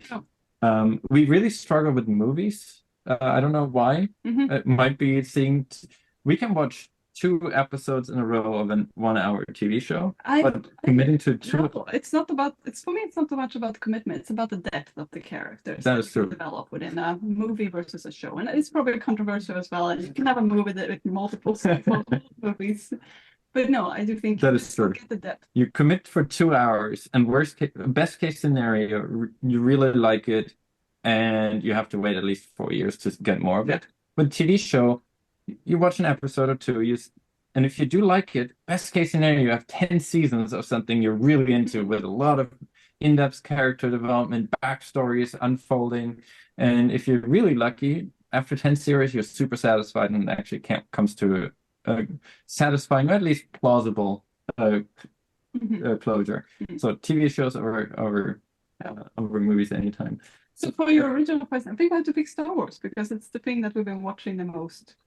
Yes, recently. But all the others are also on our list of things we should really get into. I mean, especially talking to you with your other podcasts, we should definitely go. So what sci-fi like Marvel or whatever? What's your thing? I mean, that's not a lot of Marvel. Like from we in general, we're both suckers for time traveling shows. Yeah. Spoiler horn for anyone that's not. In case, because we might mention some things that people might not know, having repeating loops or time travel. So if you're scared of that, too. just skip 30 seconds ahead. But things like Mr. Robot, not time travel, but loop. Mr. Robot's good, yeah. Memento, the movie. Really like things like Severance. I can read Apple. Not of this time. But they all have that's all the sci-fi that's kind of a loop or some kind of break of consciousness or repeating event. Like Groundhog Day was one of my favorite movies as a kid. Like that was something I couldn't get enough of. But those type of things, other time travel. If we're talking about shows, we recently watched 12 Monkeys. Really good. The TV show or the movie? The TV show. The movie's really good. Yeah, that's on our list. Terry Gilliam is one of my favorite directors. So the movie, and Brad Pitt is really good in that movie. Yeah, yeah, and then some of the ones that were like the Canadian ones, like Travelers and Orphan Black. Yeah, all of that kind of. Another one that's like I sort of feel like it's we put it in the same category, but it's not time traveling, but it's like yeah, like the I guess continuous consciousness. Yeah, like sci-fi with ideally sci-fi with the least amount of combat is our jam. Yeah. Whenever there's rules that apply to that universe that ideally they're not the same as our actual base universe, and then being consistent about those rules and figuring out how to tell a really compelling story within the rules defined for whatever it is, time traveling, repeating events, split consciousness, whatever the rules are, as long as they're consistent and a good story. I think we're also sort of suckers for the ones when it's not like a heroic superpower. It's more of it's not almost a defect. And it's sort of like a different role in the universe that the characters have to deal with. Quite like that. Yeah. But do you guys have Apple TV and Disney Plus and all that stuff, or do you? Yeah. But we're very often on whatever we want to watch. We subscribe. We're not watching a crazy amount of stuff at the moment, just because where we're at the moment, projects where there are a lot of things that we want to do, both on our own projects and on client work. So we're not watching a lot, so we just unsubscribe. Then we resubscribe if there's something we really want to watch. Like, speaking of Star Wars, we're watching Rogue One, so we can then watch Andor. I mean, best. people debate whether you actually, because it's, actually the orders. But you know what? Andor is a really amazing show just on its own. Like, I think it's 12 episodes. And yeah, I mean, I just saw a podcast this week just about the music of Andor. It's really good. I mean, like we tear apart shows on our other podcast because Jonathan, my son, he's a horrible guy to go to a movie with, because some major twist will happen 3/4 of the way through the movie. You look at him and go, "Did you figure that out?" I goes, "Yeah, I figured that out 20 minutes ago." But yeah, no, I mean, when Jonathan says this is probably the best show on TV last year, then like I'm pretty much sure that it is, and it was a really good show. So yeah. So we're watching Rogue One. We also have this weird habit of splitting movies into multiple sessions. But yeah, we're watching Rogue One and then watch and then watch Andor. And then so that's kind of how we're dealing with the streaming services. It's very much driven by the show and whether should or not. And we often there are a few shows where we actually watch week to week. It's often that we're not that we binge them all in 1 week, but we like being able to watch them when we feel for another episode rather than being locked into schedule. With the exception of Severance, we're really into that one. We call up and patiently have to wait. You got all the way through Severance already, or? We're now waiting for season 2 to finally. Right? So we'll get to find out what happens at the end of that one. So I guess that's it for another week. So if people want to get in touch with you, how would they find you? That is a loaded question at the moment. Yeah, so we're both available on We're both on Twitter and on Mastodon. I think I'm posting more things on Mastodons recently. Feels a bit more chill. Yeah, my rule of thumb is I still gonna promote things that we're working on Twitter, but I only use it for that, and everything that's personal or kind of things that I think are community share worthy, they all go on Mastodon, because I feel like that's a way more community, nice, friendly platform that I want to support. Well, Twitter is more of it's still a tool that we're using, but it's not something I'm excited about. So if you want to find me on Twitter, it's my full name, Malin Sundburg, just one word. If you want to go for Mastodon, it's just my first name, even simpler, Malin. At mastodon.social. Social. Yep. And you? I'm Kai on Twitter, and Kai Dombrowski at mastodon.social on Mastodon. Yeah. If you want to what about your apps? Your apps? If you want to check out our apps, you can look at. See how good we are at marketing. You can look at Mercury Weather on the App Store. That's why I'm here. Yeah. We can go to mercuryweather.app as well. Since last night, we have We have a brand new website. And if you're looking for Mercuryweather.app, right? And Yeah. the other. Yeah. If you're looking for a time tracking and invoicing app, you can go to timeinorbit.com. There you get all the links and everything there. By the way, with the Time in Orbit website, I'm pretty happy. The website, I think, looks pretty nice. We do have dark mode support, and everything is just handcrafted, HTML, CSS, JavaScript, not using any. I mean, not that there's anything against that. We were just pretty happy that we started with like, we don't need to use Bootstrap. It's a small web page, but I'm actually pretty happy with it. We even have like a glass floating header when you start scrolling and all of that. It's just very simple. You said you're not good at marketing. Yeah, I'm selling our website. That's nice, cool.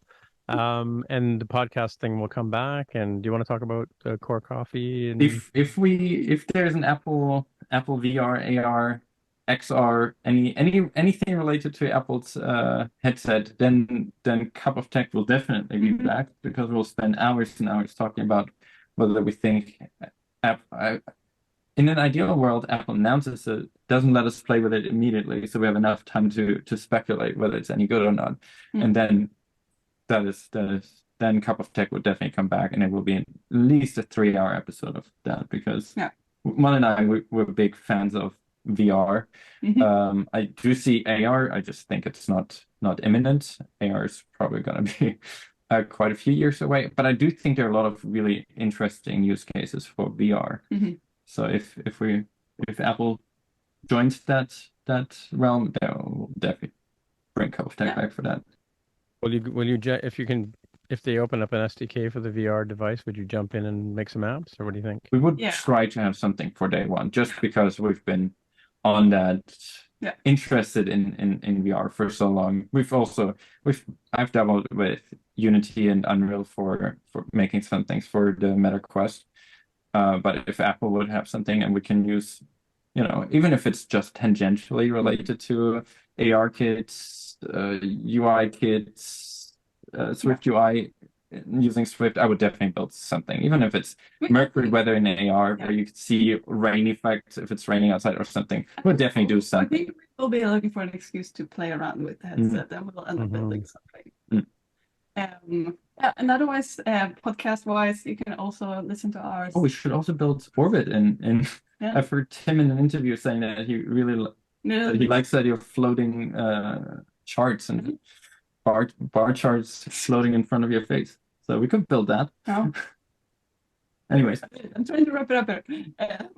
And I think if you do still want to listen to a podcast that we're on, we do have a Slices podcast for the Deep Dish Swift conference. You can just search for that in your podcast listener, podcast player.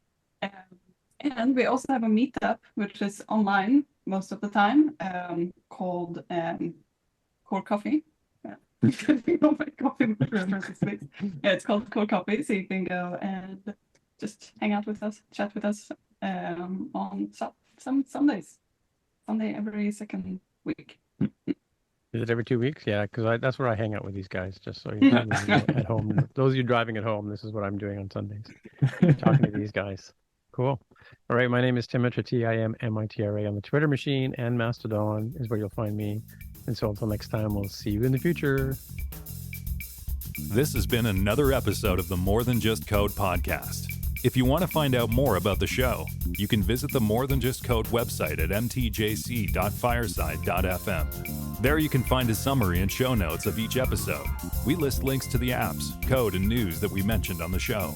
If you like the podcast, tell your friends, leave a comment on the website, or write a review on iTunes. And please recommend us in your favorite podcatcher. All of these things help others find out about the show. We really appreciate your help with spreading the word. We're also on Twitter, Facebook, and Instagram. We'd love to hear from you, so use the hashtag AskMTJC and we may mention you on the show. Friends of the show can also join us on the podcast Slack channel. Once again, the podcast Twitter account is at @MTJC_podcast. Please consider supporting the show by pledging any amount on patreon.com/MTJC. Every dollar pledged helps a lot. Thanks for listening. We'll see you next time.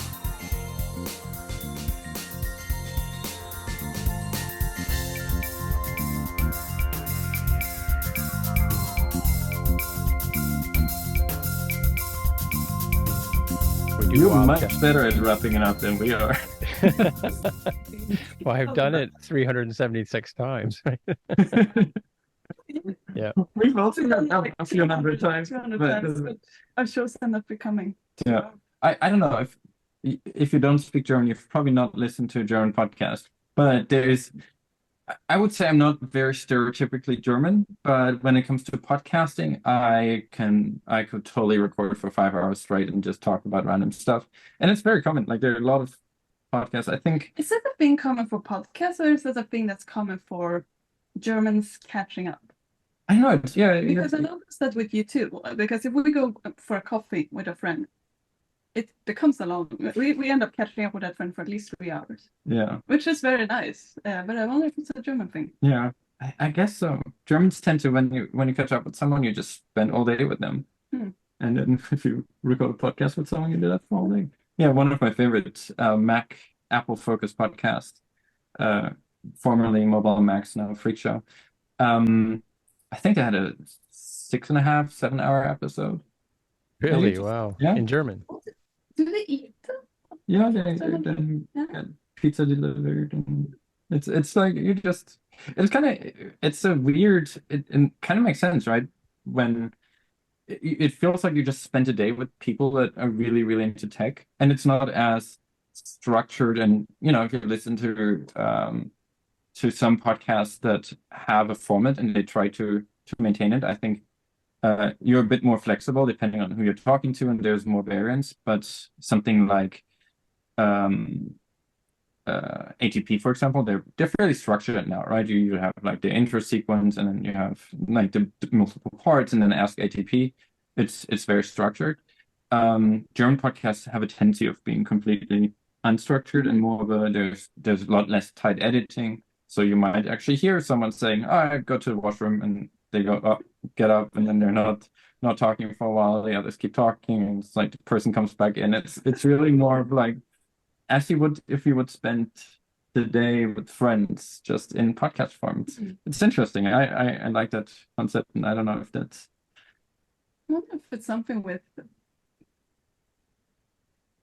people seeing it more as a business versus a hobby as well. I think if you have a more rigid format, it becomes more of it just feels more organized. Feels like something that you put more. Even if it takes you 7 hours to create an episode, that's a lot of time you spend on it. But I wonder if then you got to spend time editing it and cleaning it up. German podcasts, at least tech podcasts, tend to not be edited. They're often very. Yeah, well, I was going to say if it's 7 hours long, I'm not editing. Yeah, yeah, they're often just. I mean, it is a different kind of skill, right? To have. I mean, they're not all 7 hours. 7 hours, I think, was their record. They tend to be more in the 2.5 hour range. Which you also sometimes manage. Well, no, I mean more than just code is we sometimes talk for 3 hours, like because I'm in Toronto, so for me it's like we start at 9 o'clock at night for me, and then but for Mark, he's on your time zone, so we start at 6 in the afternoon or 6 in the evening for them, and 6:30 I think, and Spotcast is even worse. Like I have to remind these guys I have to go to work tomorrow, so we need to end soon, right? So. But yeah, no, we've had some 3.5 hour long conversations, and then a lot of it we can't put on the air, right? Because if we start talking about stuff, we should, and there's times when we actually turn off the microphones and talk, right? So but I think there's a very particular skill that like the professional German podcasters have to actually know to have a 3.5 hour block in which you purely talk about things that you're happy to go out. And I do think there's a lot more personal stuff in there. Do they break for advertising and stuff like that, like other shows do? They do have breaks for advertisements, yeah. Not all of them. Some of them, German, like Mobile Max, one of the biggest ones is donation based. So they don't have any ads. They just have people donating, and it's enough for people to do it full time. They do like Patreon or something like that, or something similar? No, it's very German. Germans don't like lock-in systems. So it's just a bank transfer. That's still the case. Yeah, and I don't know if you have the same here. I don't even know how you would do that, but it's essentially a recurring bank transfer. So like it automatically happens like I see. Okay, yeah, because we could do Interact here where you could just send money to each other, but But you Or can't use really PayPal schedule or- Interact for the next 12 months, right? Yeah. We can have really Yeah. current Interact. Interact? No. Well, we certainly don't do so. this for the money. That's good. I can tell you that much. We do it for the people. We do it for you folks listening to the show. Yeah. Yeah. And it's funny when you look at, I don't know if you've ever gone on Apple. Apple actually has a pretty good chart that shows you the audience as you're listening, and then you can sort of see, you know, Yeah, when they hear the music, a lot of people drop off because they don't listen to the after show. Yeah. You know, but I don't know. Yeah. We some of our diehard fans really like to hear about Mark's, you know, opinions and music and stuff like that, right? But I really like both formats. Like I'm always excited when there is a new like show. Like I don't know why I keep picking ATP, but we brought it up once. I'm excited when there's a new episode and I listen to that. But I also like shows like MTJC where it's more of a freer format. I think they're different, but I enjoy both. And It's sort of Yeah, I don't really listen to ATP that much myself, but I listen to it occasionally when there's a subject that they're talking about that I'm interested in, but I don't go out of my way. I mean, I listen to a lot of other podcasts, like CBC has a show called Spark, which is on Sunday afternoons, and Nora Young talks about technology. So I listen to that one every week, but I don't listen to it on Sunday. I listen to it as I'm walking my dog. And there's another marketing one called Under the Influence by a really good marketing guy here in Canada or in Toronto. And I listen to that one regularly. And then I like Conan O'Brien's podcast. It's pretty funny. And I don't know if you guys have heard, there's it's called Smart Less, and it's Jason Bateman, Jack. Oh, I can't remember their names now, but it's Jason Bateman and anyway, it's really funny. It's three actors, and they like two of them used to work together, and one's pretty funny, and they have really interesting people on. They had like Steven Spielberg on a couple of weeks ago, and then they had Bono on last episode. You know, so they get some pretty interesting people, and they pick a guy, and they don't tell the other two people on the show who it's going to be, and they make them guess at the beginning of the show, right? But it's always a really fascinating talk, you know. But that's kind of hard though when after Steven Spielberg or something, if you guess and you always undershoot at that point. They have some pretty impressive people. I mean, you know, but like they have actors and comedians, and you know, like it's always amazing people that they have on. So, but my problem with them is they probably have like 5 commercials during the whole show. Yeah. So I'm really good at hitting the 30-second advance on my podcatcher app, right? So cool. Yeah, we were the German my favorite German podcast. I listened to since, I don't know, 2006 or something. They've been on for a very long time.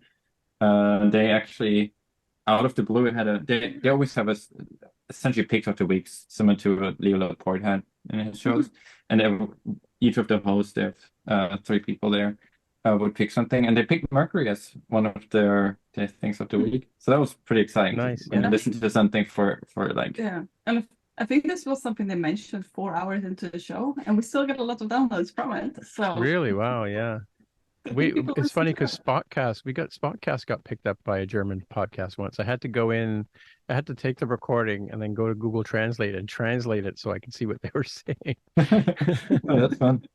No, I think I put it on. I uploaded it to YouTube, and then I used YouTube's translation to English to see what they were saying. Because I was like, why are these guys?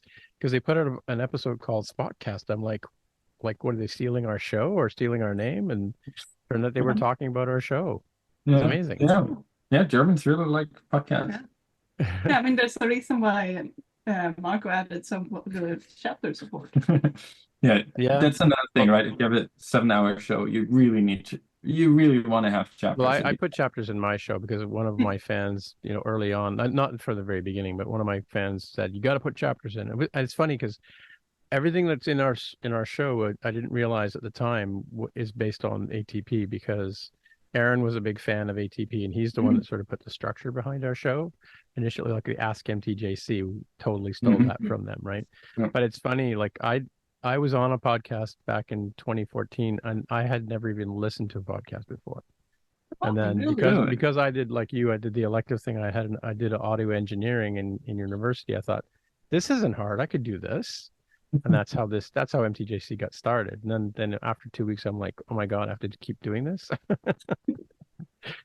Oh, So I here I didn't know am, Guess what I'm doing tomorrow morning? I'm going to be editing a podcast, right? that. And a lot of times when I'm on Core Coffee with you guys, I'm taking a break from editing a podcast, or I'm just about to publish it. What do you use? What is your workflow? What do you use for editing? Well, I initially was doing it in Final Cut Pro. I'll do this episode in Final Cut Pro because it's video, but then there was some weird artifacts that they started putting clicks in. Like I kept getting clicks in the audio, so I switched over to Logic. So we use Zoom backup as a backup recording. And then, because Mark never turns on his microphone, so Jaime and I record him on Zoom, and then I use the best of those two recordings. And then, so Jaime records QuickTime, I record QuickTime audio, right? And because they don't like to be on camera, those guys, they're always worried about how they look, which I don't get. But anyway, so because I don't got on my way, folks, sorry. But so I get they send me the thing on Dropbox, their track, and I go into Logic. I put the 3 tracks together, and I just edit the audio, and I take out all the like me banging the microphone like I just did. I would take that out. Anytime people smack their lips, like a lot of people when they start talking, and then they start talking, I take all that out, and then if my dog starts barking, I'll take that out. And so because I've got everybody on their own track, if there's some other noise coming from somebody else, I can mute them and then I chop out pieces. So I do that. I do a first pass of all 3 of us together. And I don't do it at like 1 time speed. I do it at 1.5 speed. So it's fast. And then I have to remember to turn that off and then bounce it down to a main one. And on the main track, I have my friend Mike Vinkermans does the voiceover part at the beginning, and then the music, and then and we do the outro at the end, and then the after show after that. And then as I'm editing the second pass, that's when I put chapters in. So in more than just code. Good luck putting chapters into this. We went off track, but good luck with chapters for this one. We went off track I'll put chapters in here. I'll put chapters in here. I usually don't put chapters in the after show, but when I was talking to Leo last week, he went into a few things that were interesting in the after show, right? So I put chapters in. I don't often put them in, but I did that time. So unless we talk about something that's specific. Are we doing the after show right now? Huh? Well, are we recording the after show right now? This is the after show, yeah. Yeah. Welcome to the after show, Malin. You've been in it for a while now. Oh, you know what? You never did say the name of the Swedish actor you asked for the selfie with, or the singer. I don't remember the name of this person. Wow, that important. They're probably disappointed. They probably remember you. Okay. Yeah, I know exactly what the person looks like. Me too. Yeah, probably Johan. Okay, well, if you remember, send me before Sunday before I publish this one. But I often like after shows, and because that's when everyone's like, "All right, now we're just kind of chit-chatting." I do like that. Yeah, definitely. You went back into recording mode. I just realized that. Oh, you were back into recording mode? We're doing the German hanging out right now, we're gonna go get the beer and exactly, hang out. Yeah, sure. But it is. I do. I mean, it's always hard, right? I would really like more people to experience a German podcast, but it's impossible if you don't speak the language. Yeah, it's like learn this really hard to learn language, so you can then hear people talk about tech for 7 hours. Well, my son's name is Jonathan Kuline, because his family's from the Black Forest, right? So I'll tell him what you said about German podcasts, and he learned German in high school, so he could speak to his opa and oma and all that kind of stuff, right? So, so I'll tell him to listen to some German podcasts. They're really good. Because he's got the skill anyway. Yeah, and the good thing is also they're long enough that maybe in the beginning of the podcast you don't understand a word. By the end of the 7-hour marathon, you might speak German. Is it video? Not all of them, some of them. Yes, that could help with the learning. Yeah, I mean, it's hard. I mean, I think German is already a hard language. Probably an okay language to learn to listen to. Pretty hard to speak. There are a lot of weird concepts. Even hard to explain as a native speaker. Like just having 3 articles for everything. Why is a car neutral, but a balcony door is female? I don't know. Oh, I saw a really interesting talk on that the other day. Was that it was this morning. They were talking about how I think it's I can't remember if it's French or German, but like like you said, in German some things would be female, and in Spanish or French they would be male, right? So like when you talk about a bridge, it's beautiful or it's wonderful because those are sort of more feminine type adjectives, whereas in the other language, I forget which one it was, it's strong or it's long. Yeah. Not that it's not beautiful, it's not aesthetically pleasing because and it's just the same because in one language or the other they change the gender, right? So yeah, and German has 3 of them. 3 genders or because you have essentially a neutral one and then male and female, and that's just really hard to learn. I have some friends that moved to Germany when they were in their maybe early 20s. And it took them 20 years or so living in the country to not make those mistakes. Because for me, I just have an intuition of knowing what gender to use for items. I can't even teach that, right? If you would ask me, I can tell you for individual words, but there's no rule. You can't be like, if it starts with a B and then there's a vowel. It's like, no, I know, but the thing is, you've lived your whole life with that, so you've built the pattern in your head, right? So your Oma and your Opa and your mother and your father, they taught this to you intrinsically, right? It's interesting because I do some talks on brain science and stuff like that, and one of the things is how babies learn to talk, right? They initially start just by learning to make noises. And then they start to form words, and then they start to, if you listen to a baby talk, as they develop, they're sort of playing around with singing, and they learn to sing actually before they learn to talk. And they kind of figure this all out, and then eventually they say, "Mom, I want a sandwich," and their parents' minds are blown, right? Because they've finally figured out how to do that. And it's funny because one of my wife's niece taught her daughter to sign when she wanted milk or whatever. She taught her like sign language, and she did that long before she could speak. That's fascinating. Yeah, so it's kind of like, so I mean, we all start by learning by imitating the people around us, right? So that's probably how you patterned male, female, gender, male, female, and neutral for words, right? Whereas in English we don't have that. So I mean, I'm lost when when I go to Portugal or Spain or whatever, I always get the gender wrong. Like when I say meet a lady in the cashier at the grocery store, I'll say thank you very much, but she'll look at me and she'll say it back to me the right way, and I'm like, okay, sorry, sorry, because I'm Canadian, right? Cool. It is tricky. I do like all languages. I do like speaking English the most. I think it's really. Yeah, I do. I mean, there are some things about German I like. There's some parts about like Swedish just feels very.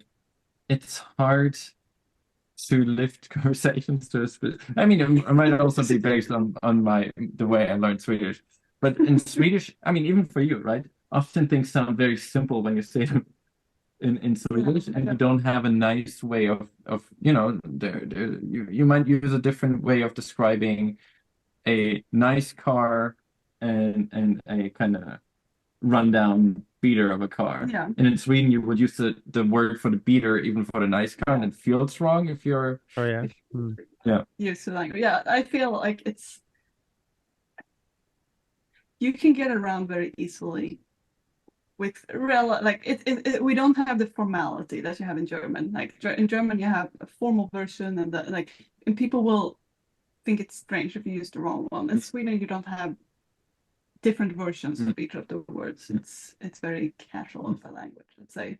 Yeah, but I think English has the casual part, but still has enough range that you can express the less casual things if you want to, but it's not the default. And like for something I'm missing in Swedish. Like there isn't that nuance of like if you want to express something that is beautiful, there's not that many words. Like that's an example. It's a very pragmatic language rather than and also in German, I don't know if you know, but you have a formal you and an informal you.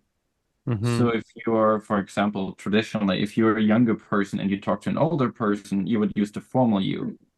You would do it in Sweden like probably 70 years ago. Yeah. But in Germany, you still do that today. And it's kind of off-putting for me because I really like the concept of like we are all just on this planet together. Sounds very bohemian, but we're all here together. And just because one person is older than the other doesn't mean you should talk different to each other. Like if it's a thing about being nice, just be nice to everyone, right? Why would there be a built-in hierarchy in language just because you talk to someone? You know, I've met some people that are younger than me that are very impressive. Why would I talk down on them, and why should they talk up to me? I just feel like that is, and making that decision adds a lot of unnecessary social stress. Like, do you go to a supermarket and you make the assumption that the person is older than you? That seems kind of weird, right? That could be offensive, and that is sometimes offensive. If you use the formal you for a person that is too young, they might feel offended because you essentially called them old. And you just wanted to be polite, right? You try to not be insulting, but therefore you insulted it because there's so much weird nuance around that. I find that very, very exhausting. Especially in Sweden, we take it to an additional level. I think in English you have less formality in that way, but you would still often call people by the surname if you don't know them, or you might refer to them by their surname. I think in school and those things. But in Sweden, like you don't have any formality when it comes to like hierarchy in that way. Like I would call my teachers their nicknames, and it's just not a system like that. Anyway, I gotta run because it's late here and my wife has just gotten home. So we'll wrap up and say goodbye. You guys got to have dinner and things, right? Yes, we should. Cool. You mentioned pizza. No, I'm really up for pizza. Yeah. We also we recorded one of Aren't you going to have grilled cheese sandwiches? Come on. Yeah. That would be good. Yeah. Okay, but we should let you.